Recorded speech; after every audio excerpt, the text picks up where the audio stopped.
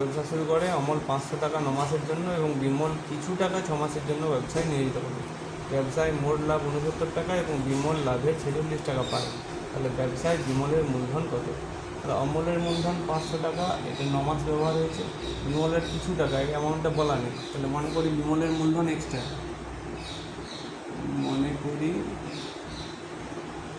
বিমলের মূলধন এক্সট্রা। তাহলে মূলধনের অনুপাত কত হবে?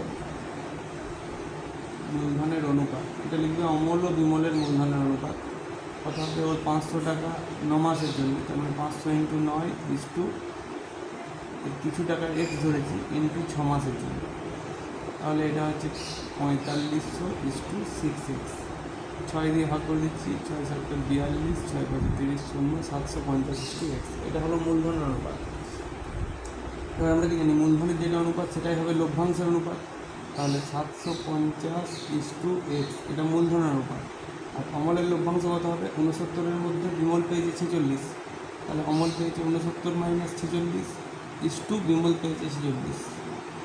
অমলের লভ্যাংশ ইস্টু বিমলের লভ্যাংশ, তাহলে এটা 750/x সমান এটা 23/46।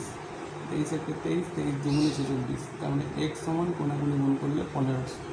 তাহলে বিমলের মূলধন কত? না বিমলের মূলধন 1500 টাকা। অ্যান্সার।